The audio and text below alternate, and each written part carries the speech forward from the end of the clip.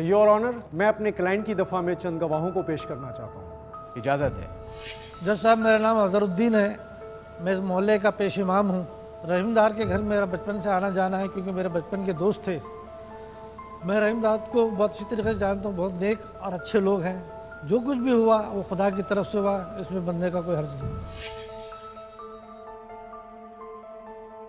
मौलाना साहब, क्या आप ये बताएंगे कि कोई जिन इंसान के जिस्म में आ सकता है? बिल्कुल हो सकता है, क्योंकि जिन जो है वो दोनों तरफ से वार करता है। एक तो हवा के तौर पर और दूसरा है कि झपराहट के अंदर, दोनों के तौर पर आ सकता है। मौलाना साहब, मेरा सवाल ये था कि क्या एक जिन किसी इंसान के जिस्म में घुस सकता है? जिन के वजूद से किसी को इनकार नहीं, जिन भी खुदा की मखलूक हैं, इसमें कुछ अच्छे होते हैं कुछ बुरे। आप सूरह जिन का मुतल्लिक़ है। अच्छा, आप ये बताइएगा कि क्या शगुफ्ता पर वाकई में जिन का असर था? मैंने शगुफ्ता को इस हाल में देखा था, लेकिन अब उनकी छोटी बेटी भी इसी कैफियत से दो चार है। मौलाना साहब, आपके ख्याल में क्या रहीमदाद को जिन के डर से अपनी बेटी की जान लेने का हक था? खुदा ने अपने बंदों को अपनी सेफ्टी और सिक्योरिटी का हक दिया है। जो कुछ भी हुआ मुझे उस पर अफसोस है। अच्छा, मुझे ये बताइए कि अगर एक इंसान की आंखें लाल हो जाएं, उसकी आवाज़ तब्दील होनी शुरू हो जाए और वो मारपीट शुरू कर दे, तो क्या ये सारी इलामात यही बताती है कि इस पर जिन का असर है? ये कोई नफ्सियाती बीमारी भी तो हो सकती है ना? ये नफ्सियाती बीमारी भी हो सकती है।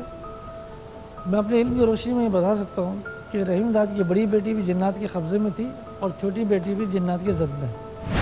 बहुत शुक्रिया। योर ऑनर, मैं अपने क्लाइंट की दफ़ा में चंद गवाह पेश करना चाहता हूँ। इजाज़त है। जी काउंसलर साहब, आप अदालत को क्या बताना चाहते हैं? सर, मेरा नाम हमीदुल्लाह खान है। मैं उस इलाके का साबिक काउंसलर हूँ जहाँ पर रहीमदाद रहता है। सर, मेरा अपने मोहल्ले वालों से गहरा ताल्लुक़ है क्योंकि मैं उनके दुख सुख में शरीक रहता हूँ। जहाँ तक रहीमदाद की बेटियों पर जिन आने का ताल्लुक़ है तो ये दुरुस्त है। सर, इंसान ताकतवर से ताकतवर दुश्मन से तो मुकाबला कर सकता है, लेकिन जिन्नात से मुकाबला नहीं कर सकता। काउंसलर साहब, अगर रहीमदाद जिन से छुटकारा हासिल करने के लिए नूरी की जान भी वैसे ही ले ले जैसे उसने शगुफ्ता की जान ली थी, तो क्या आपके ख्याल में ये दुरुस्त होगा? मैडम, कोई भी होशमंद आदमी किसी भी कत्ल की हिमायत नहीं करेगा, लेकिन रहीमदाद का जहाँ तक ताल्लुक़ है वो मजबूरी थी। रहीमदाद ने अपनी बेटी की जान नहीं ली, शगुफ्ता की जान तो जिन ले चुका था। रहीमदाद ने तो जिन को मारा है। अगर वो ऐसा ना करता तो सारे मोहल्ले की जिंदगी खतरे में थी। और अब नूरी के जिन से भी पूरे मोहल्ले को खतरा फील हो रहा होगा। हाँ, बिल्कुल खतरा है। सारा एहले मोहल्ला शदीद परेशान है। वकील साहब, आपके पास इनके अलावा कोई और गवाह है? जी नहीं। आपको एहसास है कि आपके दोनों गवाहों ने इस बात की तायीद कर दी है कि नूरी की जान को खतरा है? महज एक इम्कानी ऑफेंस के तहत अदालत कोई कार्रवाई नहीं कर सकती। इस्तगासा यानी कि मिसामला का मेरे क्लाइंट से बराह रास्त कोई ताल्लुक भी नहीं है, इसलिए वो उन पे बेजा इल्ज़ामात भी नहीं लगा सकती। मैं फिर कहूँगा कि ये एक बेसलेस प्ली है। वकील साहब, मैं लॉ की कस्टोडियन हूँ और मेरा ख्याल में लॉ का काम ही यही है कि लोगों को इंसाफ और तहफ़्फ़ुज़ प्रोवाइड करे, और इस वक्त अदालत की जिम्मेदारी है कि वो ऐसे ऑफेंस को रोके जिसके होने के इम्कानात साफ नज़र आ रहे हैं। योर ऑनर, मैं नूरी से कुछ सवालात करना चाहती हूँ। योर ऑनर, नूरी की तबीयत इस वक्त सही नहीं है। मैं नहीं समझता कि इस वक्त आप उसको कटहरे में बुलवाएं। क्या मुसम्मात नूरी से इजरा ज़रूरी है? जी सर, बहुत ज़रूरी है। मुसम्मात नूरी को पेश किया जाए। नूरी, तुम्हारी बड़ी बहन शगुफ्ता को तुम्हारे बाप और भाइयों ने कत्ल कर दिया था। नहीं, शगुफ्ता को अब्बा और भाइयों ने कत्ल नहीं किया, उसे तो उसने कत्ल किया है। उसने मार दिया उसको। किसने मार दिया? वो है ना, उसने। कौन उसने? उसे जिन ने मार दिया है। जिन ने? कौन सा जिन? किधर होता है वो? उसको जिन ने मारा है। शगुफ्ता तो जन्नत में बहुत खुश है। वो जन्नत में रानियों की तरह रह रही है, रानियों की तरह। मैंने उसे खुद देखा है, मैं खुद मिलकर आई हूँ। वहाँ है, वो बहुत खुश है, वहाँ जन्नत में है, वो जन्नत में। तुम कैसे गई हो जन्नत? तुम्हें कैसे पता है कि वो जन्नत में बड़ी खुश है? मैं खुद गई हूँ, मैंने उसे देखा है वहाँ, बहुत खुश है। कैसे गई हो? तुम्हारा जिन लेकर गया तुम्हें जन्नत? कैसी बातें कर रही हैं आप? मुझ पे जिन विन नहीं है, मेरे साथ तो पीर साहब है, पीर साहब। कौन पीर साहब? वो पीर साहब है, वो हर जगह होते, जहाँ मैं जाती हूँ ना, वो वहाँ भी आ जाते हैं, वो हर जगह होते। अभी है इधर? नजर आ रहे हैं पीर साहब? वो उधर होते हैं, जहाँ मैं जाऊँगी ना वो वहीं आएंगे मेरे साथ। तुम्हें डर नहीं लगता तुम्हारा बाप और तुम्हारे भाई तुम्हें भी शगुफ्ता की तरह कत्ल कर देंगे? कोई किसी को कत्ल नहीं कर सकता, क्योंकि मेरा दरबार बनेगा, लोगों के चढ़ावे चढ़ेंगे। किसने कहा है ये बाबा साहब ने कहा है मुझसे। और क्या कुछ कहते रहते हैं तुम्हारे बाबा तुमसे? वो मुझसे बातें करते हैं, और उन्होंने मुझसे कहा है कि वो ना मैं भी जन्नत में जाऊंगी शगुफ्ता की तरह, और मैं जन्नत में चली जाऊंगी। योर ऑनर, पॉइंट नोट किया जाए, नूरी अभी भी हेलुसिनेट कर रही है। ठीक है बेटा, बैठो। योर ऑनर, मैं भी 2 अफराद के एक्सपर्ट ओपिनियन अदालत के सामने पेश करना चाहती हूँ। इजाजत है। Thank you sir. पहले मैं मिसेस खान को बुलवाना चाहूँगी। इजाजत है। जी मिसेस खान, आप अदालत को क्या बताना चाहेंगी? मेरा नाम मिसेस खान है और मैं एक समाजी तंजीम की डायरेक्टर हूँ।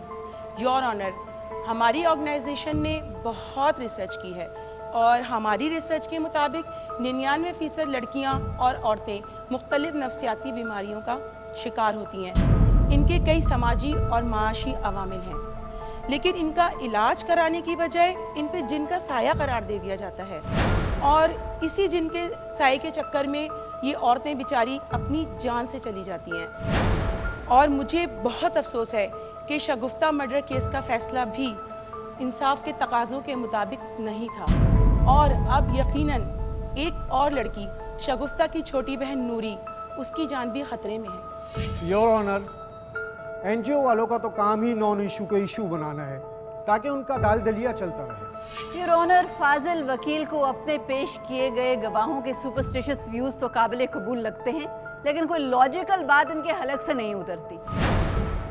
एनीवे सर, मैं अदालत में अपने अगले गवाह डॉक्टर नोमान को बुलवाना चाहूँगी। वो पेशे के एतबार से एक साइकियाट्रिस्ट हैं।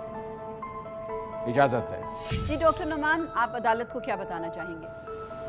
सर, मुझे लॉ डिपार्टमेंट की तरफ से इंस्ट्रक्शन मिली थी कि मैं रहीमजाद और उसकी फैमिली का मुआयना करूं, लेकिन उन लोगों ने मुझसे किसी किस्म का भी ताउन करने से इनकार कर दिया और ना मेरे किसी सवाल का जवाब दिया। मैं अपने तजर्बे की रोशनी में ये कह सकता हूं कि वो लोग नॉर्मल नहीं हैं, उन्हें इलाज की ज़रूरत है। डॉक्टर साहब, आपके ख्याल में रहीमदाद और उसके घर के अफराद को क्या बीमारी है? ये लोग शेज़ोफ्रीनिया के पेशेंट्स हैं। शेज़ोफ्रीनिया के पेशेंट्स को अक्सर साए नज़र आते हैं, ये उस पर बिलीव भी करते हैं, लेकिन ऐसा नहीं होता। इनको अक्सर आवाज़ें भी सुनाई देती हैं। ये लोग शदीद तरीके से जहनी तौर पे डिस्टर्ब हैं। सिंपली मतलब इनको ऐसी बीमारी है जिसकी वजह से ये लोग किसी को भी नुकसान पहुंचा सकते हैं और अपने आप को भी नुकसान पहुंचा सकते हैं। मैं तो ये कहूँगा कि इनको इलाज की ज़रूरत है। डॉक्टर साहब, नूरी की कैफियत को देख के आप क्या कहेंगे? नूरी के बारे में मैं कुछ ज़्यादा तो नहीं जानता, लेकिन जब आप उस बच्ची से सवाल जवाब कर रही थी तो ऐसा जाहिर हो रहा था कि वो बच्ची हिस्टीरिया का शिकार है। हिस्टीरिया समाजी प्रॉब्लम्स की वजह से ख़वातीन के अंदर पैदा हो जाता है। बच्चियाँ डिस्टर्ब हो जाती हैं हिस्टीरिया की वजह से, और कुछ हमारे यहाँ के जो लोग अपने आप को बहुत अक्लमंद समझते हैं, वो समझते हैं इन पे जिन भूत चढ़ गए, लेकिन ऐसा नहीं होता। ऐसे बच्चों को इलाज की ज़रूरत होती है। योर ऑनर, कानून हर किसी को हक देता है कि वो आज़ादाना ज़िंदगी गुजार सके, और मेरे क्लाइंट की मर्ज़ी के ख़िलाफ़ उनका किसी किस्म का ट्रीटमेंट नहीं किया जा सकता, और ना ही इनके ख़िलाफ़ किसी किस्म के एक्शन का कोई जवाज़ बनता है, क्योंकि ये सारा मुकदमा वाहिमे और अंदेशों की बुनियाद पर किया गया है। लिहाजा कानून में इसकी कोई हैसियत नहीं, and that's all your honour. Your honour, मेरे तमाम अंदेशों, वाहिमों और इम्कानात की तस्दीक डॉक्टर नोमान ने कर दी है, लिहाजा अदालत को अब प्रॉपर एक्शन लेना चाहिए। अच्छा नहीं किया तुम लोगों ने, अच्छा नहीं किया। कोई नहीं बचेगा तुम लोगों में से, कोई नहीं बचेगा।